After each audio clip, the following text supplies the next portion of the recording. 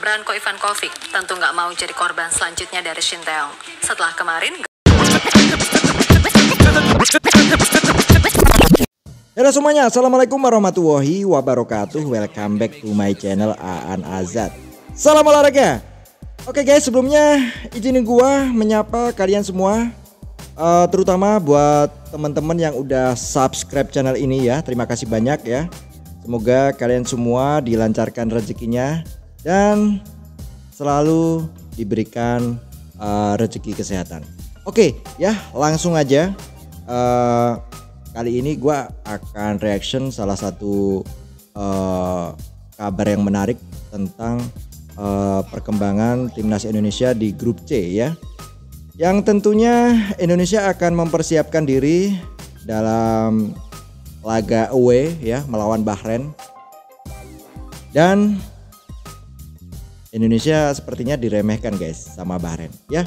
Justru ketika Indonesia diremehkan sama tim lawan, itu akan menjadi salah satu keuntungan karena Indonesia bakal bermain lepas ya dari pertandingan-pertandingan sebelumnya ya. Ini efek dari Shin Taeyong ya, sudah memakan korban ya, Graham Arnold ya. Sekarang kemungkinan udah resmi menjadi mantan pelatih timnas Australia akibat ditahan imbang oleh timnas Indonesia ya. Kemungkinan nanti timnas Indonesia akan menerapkan strategi yang berbeda lagi ketika melawan Bahrain ya. Seperti apa ulasan kabar tersebut? Mari kita simak video yang bakal gue reaction ini. Makanya buat kalian semua, tonton video ini sampai selesai, jangan pernah di skip ya guys ya, biar kalian mendapatkan informasinya tidak setengah-setengah. Oke, mari kita simak bareng video yang bakal gue reaction.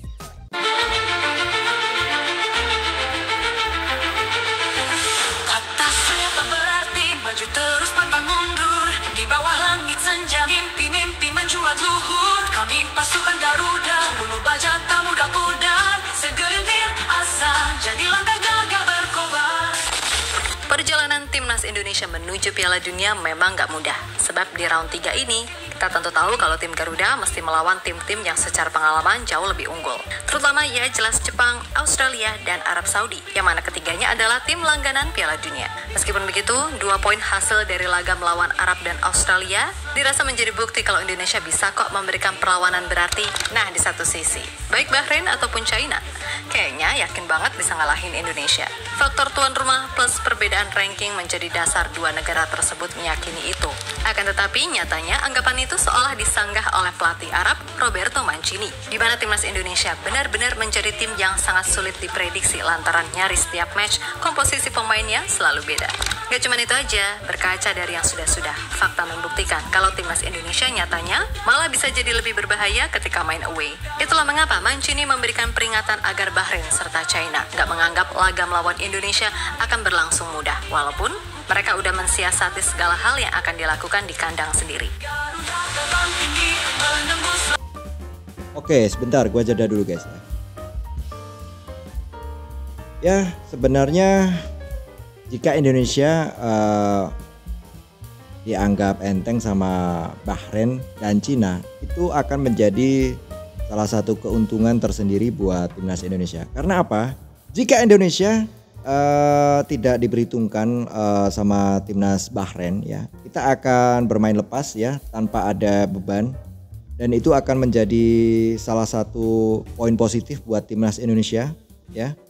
Apalagi dengan skuad dan amunisi baru yang kemungkinan akan menjadi surprise ya di pertandingan antara timnas Indonesia lawan Bahrain. Dan ini memang jadi kenyataan ya, dan ini realitanya. Strategi timnas sekarang ini hampir tidak bisa ditebak guys ya.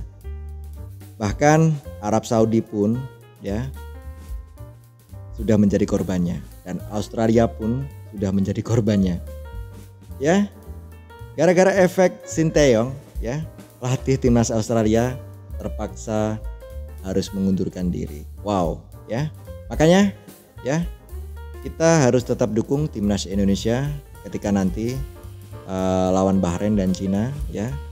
Semoga di 2 pertandingan tersebut Indonesia akan mendapatkan 3 poin di masing-masing pertandingan. Oke, ya, kita simak lagi video berikutnya ya. Kita akan lanjutkan.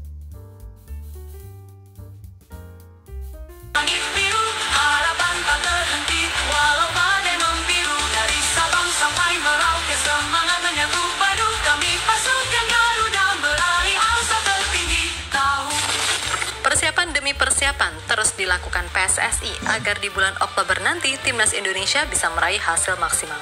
Di mana selain memastikan semua akomodasi lancar, PSSI juga berupaya agar May Silgers dan Eliano Reinders bisa segera beralih jadi WNI untuk kemudian didaftarkan. Nah, dengan komposisi yang ada plus masuknya May dan Eliano, harusnya target meraih 2 kemenangan atas Bahrain ataupun China bukanlah hal yang mustahil. Meskipun di satu sisi 100% itu nggak akan mudah didapat karena pastinya mereka pun juga nggak mau malu di kandangnya sendiri. Bahrain, setelah kena hajar 5-0 dari Jepang, pastilah bertekad akan melakukan apapun buat menang. Dan semua tahu kan, kalau tim yang satu ini udah ketahuan kontroversinya gimana, enggak pemain, enggak supporter, enggak federasinya, semuanya sama aja. Kemudian China juga pasti akan melakukan apapun usai di 2 laga pertama kalah mulu. Lalu mereka juga nggak mau kena amuk supporter lagi. Yang mana itu diperkirakan bakal lebih parah andai mereka nggak bisa menang atas Indonesia yang secara ranking jauh di bawah. Dan jangan lupa, Branko Ivankovic tentu nggak mau jadi korban selanjutnya dari Shin Tae-yong. Setelah kemarin Graham Arnold masuk daftar terbaru sebagai pelatih yang out usai mendapatkan hasil minor melawan Indonesia. Harum bumi pertiwi menyusup dalam darah juara, gemuruh dalam dada, cita-cita membara, terjalani jalan tak pernah henti berlari, Garuda di dadaku kini dan di abadi. Garuda terbang tinggi menembus langit biru, harapan tak terhenti walau badai membiru, dari Sabang sampai Merauke semangat menyatu. Sementara itu, Roberto Mancini seperti memberikan isyarat kalau tim seperti Indonesia benar-benar gak bisa diremehkan. Bahkan ia pun cukup kaget. Gimana bisa tim semacam ini ada di ranking yang begitu jauh? Gak tahu aja dia. Dulu PSSI bobroknya kayak gimana. Nah, bagi Mancini, baik Bahrain ataupun China sebenarnya sah-sah saja percaya diri buat mengalahkan Indonesia. Tapi jangan sampai rasa percaya diri itu berubah jadi terkesan meremehkan hanya karena ranking FIFA. Sebab menurutnya, tim Indonesia adalah tim yang sangat sulit dianalisis permainannya. Hal itu lantaran nyaris setiap match, komposisi pemainnya selalu berubah. Contoh di laga versus Arab, Mancini sebelumnya pasti udah mempelajari soal kualitas kiper Indonesia, yakni Hernando. Tapi tiba-tiba, Martin Paz yang tampil. Di mana kiper FC Dallas tersebut pada akhirnya mampu menjadi benteng kokoh yang begitu sulit ditembus. Nah, sedangkan di bulan Oktober nanti, Timnas Indonesia 99% akan kedatangan 2 pemain baru lagi, yaitu May Silgers dan Eliano. Mungkin jika Bahrain dan China udah mempelajari cara pemain belakang Indonesia bertahan, pastilah masuknya May Silgers akan membuat segalanya berubah lagi. Apalagi Eliano, yang kita tahu selain kiper, ini pemain bisa main di mana aja. Jadi pastinya entah Bahrain atau China, belum tahu nih si Eliano bakal berperan kayak gimana di skema Shin Tae-yong. Garuda terbang tinggi menembus langit biru, harapan tak terhenti walau badai membiru, dari Sabang sampai Merauke semangat menyambut padu, kami pasukan Garuda meraih asa tertinggi. Tahu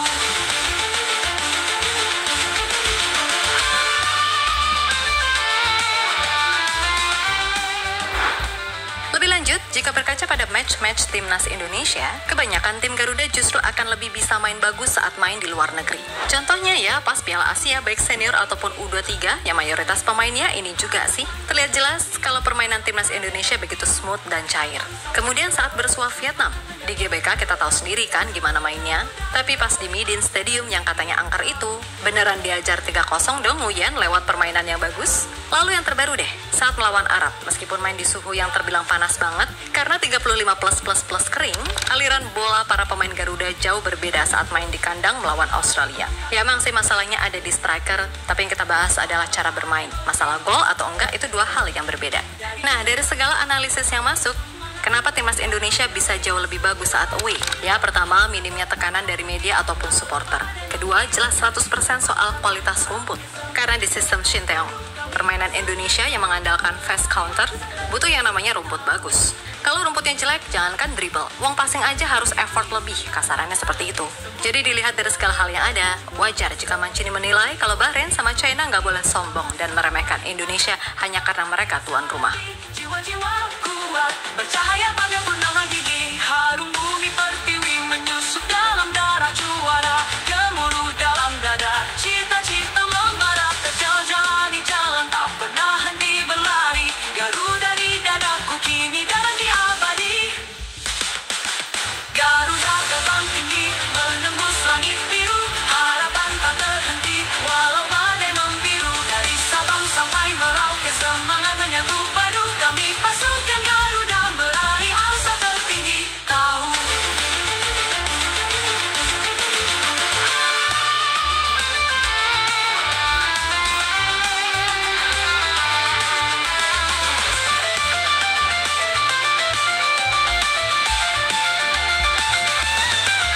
Garuda terbang tinggi, menembus langit biru, harapan tak terhenti, walau badai membiru, dari Sabang sampai Merauke semangat menyatu padu, kami pasukan Garuda meraih asa tertinggi. Tahu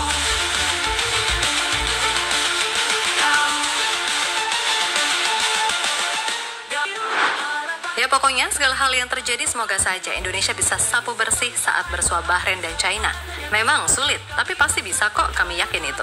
Dan semoga juga kalau proses pencarian striker baru udah menemukan titik terang.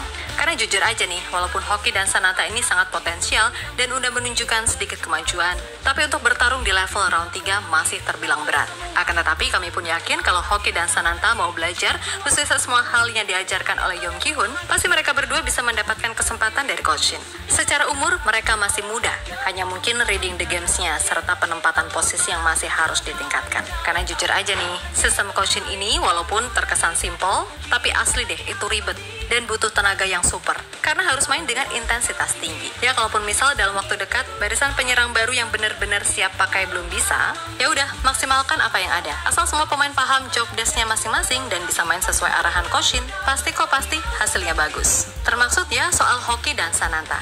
Semangat terus dan buktikan kalau kalian bisa. Syukur-syukur mau abort sih, itu malah lebih bagus.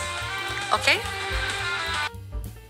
Wow, luar biasa sekali guys ya. Menarik sekali untuk diulas ya. Banyak poin penting yang bakal gua ulas guys seputar kabar tadi. Oke, sebentar.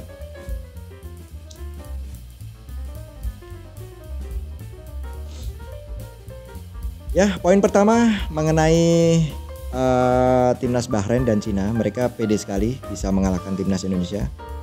Ya ini wajar sekali sih guys ya. Apalagi Cina belum mendapatkan poin sama sekali. Dan Bahrain di pertandingan kemarin ketika melawan Jepang dibantai ya 5-0 di kandang sendiri. Mereka tidak ingin mendapatkan nasib sial ya yang sama ketika nanti menghadapi Indonesia.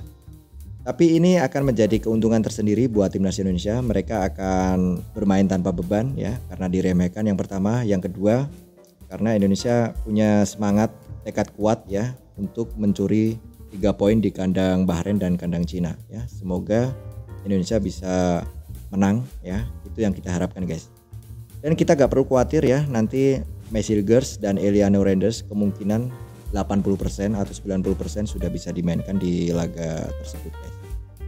Dan ini fakta yang terjadi ya. Gua setuju sama media berita tadi ya mengenai timnas Indonesia akan bermain cantik ketika di luar Indonesia ya.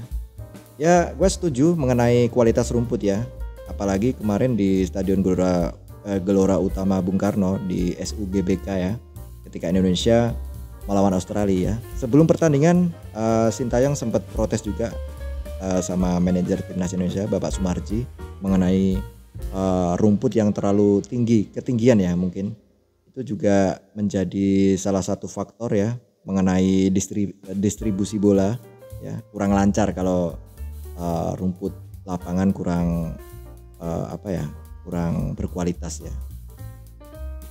Oke, kita kawal aja timnas Indonesia, semoga bisa melewati proses dan ujian ya di laga lawan Cina dan Bahrain. Ini semoga bisa dimanfaatkan dengan sebaik mungkin ya. Dan ada skenarionya ketika Indonesia bisa menahan imbang Jepang. Semoga itu bisa terjadi guys. Oke ya, itu aja guys ya. Video yang udah gue reaction buat kalian semua. Buat kalian semua yang mungkin baru menemukan channel gue lewat video reaction ini, please dukung channel gue dengan cara apa? Tekan tombol subscribe, like, dan share. Dan jangan lupa juga tekan tombol loncengnya supaya kalian semua tidak ketinggalan video reaction gue selanjutnya. Oke, sampai ketemu di video selanjutnya guys. Salam olahraga.